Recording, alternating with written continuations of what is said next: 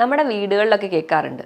അമ്മമാർ പറയും, അയ്യോ കറിയിൽ ഉപ്പിടാൻ മറന്നുപോയി, അല്ലെങ്കിൽ കണ്ണട എവിടെ വെച്ചെന്ന് മറന്നുപോയി, താക്കോൽ എവിടെ വെച്ചെന്ന് മറന്നുപോയി. ഇങ്ങനെ ഈ പറയുന്ന കണ്ടീഷൻസ് ഒക്കെ ഒരു മറവി രോഗമാണോ? അല്ലെങ്കിൽ മറവി രോഗം എന്താണ്, അതുണ്ടാവാനുള്ള കാരണങ്ങൾ എന്തൊക്കെയാണ് എന്നൊക്കെ നമുക്ക് നോക്കാം. ഞാൻ ഡോക്ടർ പ്രിയ, Q&B ഹെൽത്ത് കെയറിലെ ഹോമിയോപ്പതിക് ഫിസിഷ്യനാണ്.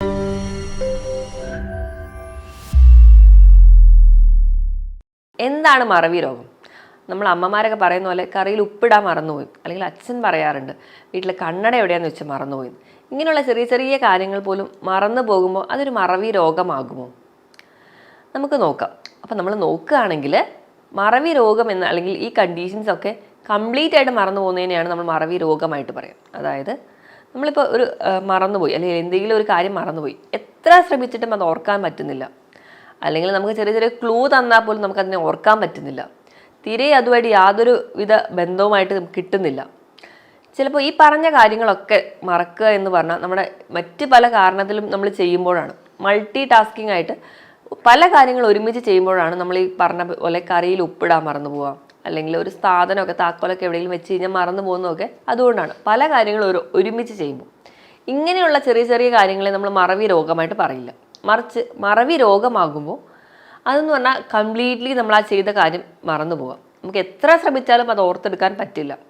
മറവി രോഗത്തോടൊപ്പം, അല്ലെങ്കിൽ മറവി എന്ന് പറഞ്ഞാൽ നമ്മുടെ പല കാരണങ്ങൾ, നമ്മുടെ ദൈനംദിന പ്രവർത്തനങ്ങൾ ചെയ്യാൻ പറ്റാത്തൊരു കണ്ടീഷനെയാണ് നമ്മൾ മറവി രോഗം എന്ന് പറയാറ്. അതുപോലെ ഈ മറവി രോഗത്തോടൊപ്പം, അല്ലെങ്കിൽ ഈ മറവിയോടൊപ്പം തന്നെ അവർക്ക് സംസാരിക്കാനുള്ള ആ ഒരു ബുദ്ധിമുട്ടുണ്ടാവുക, അല്ലെങ്കിൽ അവർക്ക് കംപ്ലീറ്റ് ആയിട്ട് ഒരു കാര്യങ്ങൾ കോർഡിനേറ്റ് ചെയ്യാനുള്ള ഒരു ബുദ്ധിമുട്ടുണ്ടാവുക, അങ്ങനത്തെ പ്രശ്നങ്ങൾ കൂടി വരുമ്പോഴാണ് നമ്മൾ അതിനൊരു മറവി രോഗമായിട്ട് പറയാറ്. ഈ മറവി എന്ന് പറയുന്ന ഒരു ടേം, അല്ലെങ്കിൽ ഈ ഒരു കണ്ടീഷൻ എന്ന് പറഞ്ഞാൽ നമ്മൾ ചെറിയ പ്രായം തൊട്ടേ പറയുന്നതാണ്. പരീക്ഷയിൽ എഴുതുമ്പോൾ അത് മറന്നുപോയി, അല്ലെങ്കിൽ കുറച്ചുകൂടെ കഴിഞ്ഞ് കഴിഞ്ഞാൽ എന്തെങ്കിലും ജോലിയിൽ ചെല്ലുമ്പോൾ അത് ചെയ്യാൻ മറന്നുപോയി, അങ്ങനെ പല പല കാര്യങ്ങൾ നമ്മൾ പറയുന്ന ഒരു ടേമാണ് മറവി. അപ്പം നമ്മുടെ ജീവിതത്തിലെ മറ്റ് പ്രവർത്തനങ്ങൾ നമുക്ക് തീരെ നമ്മുടെ ഡെയിലി ആക്ടിവിറ്റീസിനെ കൊണ്ടുപോകാൻ പറ്റുന്നില്ല.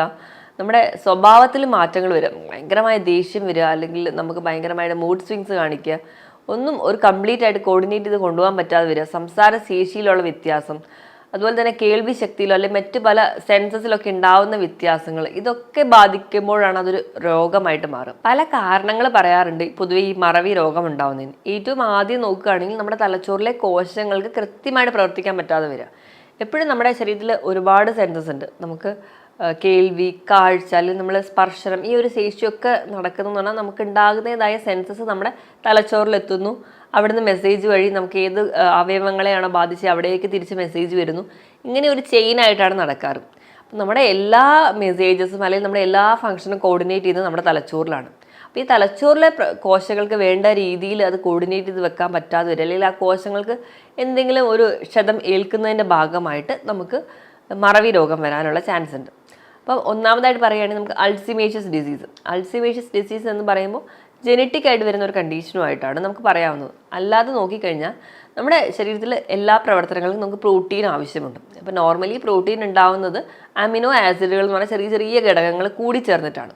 അപ്പോൾ നോർമലി ഇങ്ങനെ ഉണ്ടാകുന്ന പ്രോട്ടീൻ ചില കാരണങ്ങൾ കൊണ്ട് ശരിയായ രീതിയിൽ ഉണ്ടാവാൻ പറ്റാതിരിക്കും, അല്ലെങ്കിൽ ആ ഒരു പ്രോട്ടീൻ്റെ ഫോൾഡിങ് കറക്റ്റ് അല്ലാത്തതിൻ്റെ ഭാഗമായിട്ട് നമ്മുടെ ശരീരത്തിൽ ഉണ്ടാകുന്ന ഒന്നാണ് അമൈലോയിഡ് പ്രോട്ടീൻ. ഈ ഒരു പ്രോട്ടീൻ ഡിപ്പോസിറ്റ് ചെയ്യുന്നതിൻ്റെ ഭാഗമായിട്ടുണ്ടാകുന്ന കണ്ടീഷനാണ് അൾസിമേഷ്യസ് ഡിസീസ്. അപ്പോൾ നമുക്കറിയാം ഈ ഒരു കണ്ടീഷനിൽ മറവി രോഗത്തോടൊപ്പം തന്നെ അവരുടെ ഡെയിലി ആക്ടിവിറ്റീസ് ഒന്നും അവർക്ക് നടക്കാതെ വരും. അവർക്ക് ഒരു പേര് മറന്നു പോകുക, അവർക്ക് സ്ഥലം മറന്നു പോകുക, എവിടെ പോകണം എന്ന് ഓർമ്മയുണ്ടാവില്ല, അവർക്ക് നടക്കുന്ന രീതിയിൽ തന്നെ വ്യത്യാസം വരിക, അവരുടെ എല്ലാ ഒരു മെക്കാനിസത്തിലും ഒരു മാറ്റങ്ങൾ വരുന്ന കണ്ടീഷനാണ് അൾസിമേഷ്യസ് ഡിസീസ്. ഇനി അതല്ലാതെ നമുക്കൊരു തലച്ചോറിൻ്റെ ഒരു ഏരിയയ്ക്ക് എന്തെങ്കിലും ക്ഷതമേൽക്കുന്ന ഒരു കണ്ടീഷനാണ് സ്ട്രോക്ക്, അല്ലെങ്കിൽ ആ ഒരു ഏരിയയിൽ ഓക്സിജൻ സപ്ലൈ കറക്റ്റ് അല്ലാതെ വരുന്നത്. അപ്പോൾ സ്ട്രോക്കൊക്കെ വരുന്ന കണ്ടീഷനിൽ കറക്റ്റായിട്ടൊരു ബ്ലഡ് സപ്ലൈ ഉണ്ടാവില്ല. അപ്പോൾ ആ ഒരു ഏരിയ നശിച്ചു പോകുന്നതിൻ്റെ ഭാഗമായിട്ട് നമുക്ക് മറവി രോഗം വരാം. ഇനി പുകവലി പോലെയുള്ള ശീലങ്ങളുണ്ടെങ്കിൽ, നമുക്ക് ഈ ഒരു ശീലമുണ്ടെങ്കിൽ നമ്മുടെ ശരീരത്തിലെ എല്ലാ കോശങ്ങൾക്കും വേണ്ട രീതിയിൽ ഓക്സിജൻ കിട്ടാതെ വരും. ഓക്സിജൻ സപ്ലൈ എപ്പോൾ കുറയുന്നു അപ്പോൾ നമുക്ക് ആ ഒരു എനർജി പ്രൊഡക്ഷൻ കൃത്യമായിട്ട് നടക്കില്ല.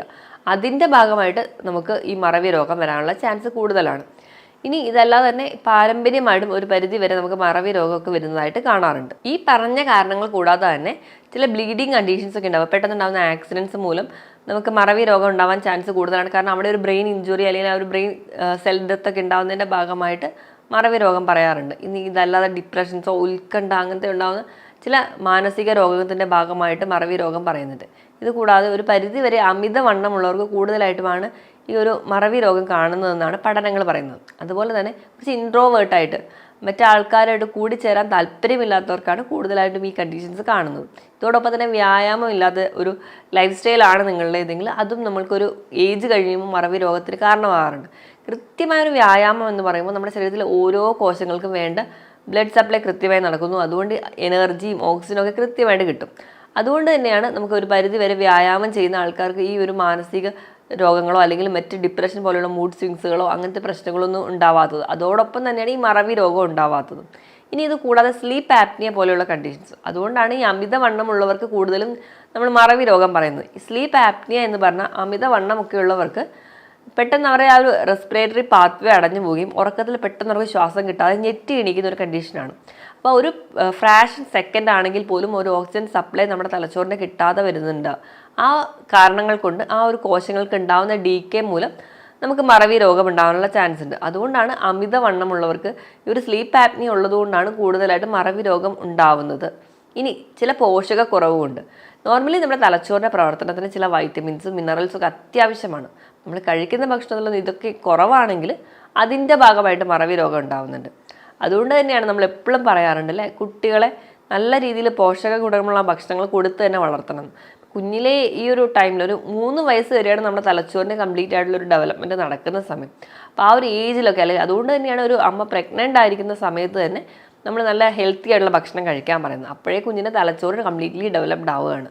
അതുപോലെ തന്നെ ആ ഒരു പ്രഗ്നൻസിയിൽ അമ്മയ്ക്ക് ഉണ്ടാകുന്നതായ ഒരു റിലീഫ് അല്ലെങ്കിൽ ഒരു ഹാപ്പി മൈൻഡ് കുട്ടീൻ്റെ സ്വഭാവത്തിലും കുട്ടിയുടെ തലച്ചോറിൻ്റെ വളർച്ചയിലും വളരെയധികം ബാധിക്കുന്നുണ്ട്.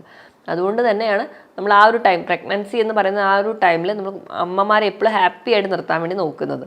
ആ ഒരു ഹാപ്പി ഹോർമോൺസ് കുട്ടിയിലും ഉണ്ടാക്കുന്ന ചേഞ്ചസ് വളരെ വലുതാണ്. അതുകൊണ്ട് തന്നെ ആ കുഞ്ഞുങ്ങളുടെ തലച്ചോറ് കുറച്ചുകൂടി അധികം കപ്പാസിറ്റിയിൽ വളരാൻ വേണ്ടി സഹായിക്കുന്നത്. അപ്പോൾ ഈ വക കാരണങ്ങൾക്കൊക്കെ കുറയുമ്പോഴോ അല്ലെങ്കിൽ ഈ വക മാറ്റങ്ങൾ കൊണ്ടൊക്കെയാണ് പൊതുവേ മറവി രോഗം നമ്മുടെ ഇടയിൽ നിന്ന് കൂടുതലായിട്ട് വരുന്നത്. ഈ പറഞ്ഞ കാര്യങ്ങളോടൊപ്പം തന്നെ പ്രമേഹവും ഉയർന്ന കൊളസ്ട്രോൾ ലെവലും തൈറോയ്ഡ് ഗ്രന്ഥിയുടെ പ്രോപ്പർ ഫംഗ്ഷൻ അല്ലാത്തതും ഒക്കെ നമുക്ക് മറവി രോഗം ഉണ്ടാവാനുള്ള കാരണമായി പറയുന്നുണ്ട്. ഇനി ഇത് മറവി രോഗമൊക്കെ തുടങ്ങുമ്പോൾ എന്തൊക്കെ ലക്ഷണങ്ങളായിട്ടാണ് പ്രസൻറ്റ് ചെയ്യാൻ നോക്കുക. ഏറ്റവും ആദ്യം പറയുകയാണെങ്കിൽ അവർക്ക് റീസെൻറ്റ് മെമ്മറിയാണ് പെട്ടെന്ന് നശിക്കുക. അതായത് ഈ അടുത്തിടെയുള്ള കാര്യങ്ങൾ പെട്ടെന്ന് മറന്നു, പഴയ കാര്യങ്ങളൊക്കെ നല്ല പോലെ ഓർമ്മയുണ്ടാവും. ചില ആൾക്കാരുടെ പേരുകളായിരിക്കും അവർ ആദ്യം മറക്കുക. നമ്മുടെ വീട്ടിലൊരു പരിപാടിക്ക് ഒരു ഫംഗ്ഷനൊക്കെ ആരെങ്കിലും വന്ന് ക്ഷണിച്ചിട്ടുണ്ടെങ്കിൽ ആ ഒരു സ്ഥലം അല്ലെങ്കിൽ ആ ഒരു ഫംഗ്ഷൻ നമ്മൾ കംപ്ലീറ്റ് ആയിട്ട് മറന്നു പോവുക.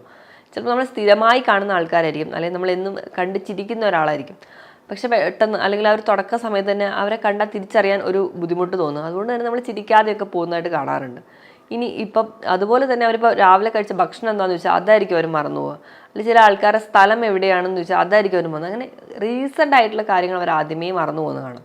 ഇങ്ങനെ ഒരു മറവി ഉള്ളത് എന്ന് നോട്ടീസ് ചെയ്യാൻ തുടങ്ങുമ്പോൾ തൊട്ട് അവർക്ക് അവരുടെ സ്വഭാവത്തിലും അതിൻ്റെതായ മാറ്റങ്ങൾ കാണാറുണ്ട്. ഭയങ്കരമായ ദേഷ്യം വരിക, ആ ഒരു ദേഷ്യത്തിന് തന്നെ ഓവർകം ചെയ്യാൻ വേണ്ടി അവർക്ക് ഡിപ്രഷൻ അല്ലെങ്കിൽ ഉത്കണ്ഠ, മൂഡ് സ്വിങ്സ് ഒക്കെ കാണിക്കാറുണ്ട്. ഇങ്ങനെ അത് കൺട്രോൾ അല്ലാതെ പോകുന്ന സമയത്താണ് അവർക്ക് അവരുടെ ലൈഫിലെ മറ്റ് കാര്യങ്ങളെ ഒന്നും കംപ്ലീറ്റ് ആക്കാൻ പറ്റാതെ വരും. അതായത് നോർമലി അവർ ഡെയിലി റുട്ടീൻ ആക്ടിവിറ്റീസോ അല്ലെങ്കിൽ അവരുടെ സ്വന്തം കാര്യം തന്നെ കംപ്ലീറ്റ് ആയിട്ട് ചെയ്യാൻ പറ്റത്തില്ല. ചെയ്തുകൊണ്ടിരിക്കുന്ന പ്രവർത്തനങ്ങൾ അവർക്ക് കംപ്ലീറ്റ് ചെയ്യാൻ പറ്റില്ല. അതിൻ്റെ ഭാഗമായിട്ട് അവർ കുറച്ചുകൂടി ഉൾവലിഞ്ഞു പോകുക. ഇപ്പോൾ നല്ല പോലെ സമൂഹത്തിൽ ഇടപഴകിക്കൊണ്ടിരിക്കുന്ന ഒരാളായിരിക്കണം. അവർക്ക് ഈ ഒരു മറവി രോഗമുണ്ടെന്ന് അറിയുമ്പോൾ അല്ലെങ്കിൽ അവർ തന്നെ തിരിച്ചറിഞ്ഞു കഴിഞ്ഞാൽ അവർ ഉള്ളിലേക്ക് വലിഞ്ഞു പോകുന്നതായിട്ട് കാണാം. അവർ പുറത്തിറങ്ങാതാവുക അല്ലെങ്കിൽ മറ്റു ആൾക്കാരുമായിട്ടൊന്ന് കൂടിച്ചേരാൻ മടിക്കുക, ഈ വക കാര്യങ്ങളൊക്കെ നമുക്ക് കാണാൻ പറ്റും. ഇത് അവർക്ക് കൂടുതലും ഡിപ്രഷനോ അല്ലെങ്കിൽ മറ്റ് പല മാനസിക പ്രശ്നങ്ങൾ ഉണ്ടാക്കാനും കാരണമാവുന്നുണ്ട്. ഇങ്ങനെ 3 സ്റ്റേജിലായിട്ടാണ് എപ്പോഴും മറവി രോഗം പ്രസൻറ്റ് ചെയ്യുക. ആദ്യത്തെ ഒരു സ്റ്റേജിൽ നമ്മൾ വലുതായിട്ടൊന്നും ആ രോഗി തിരിച്ചറിയില്ല. നമ്മൾ മറ്റുള്ള ആൾക്കാരായിരിക്കും ചിലപ്പോൾ അത് നോട്ടീസ് ചെയ്യുന്നത്.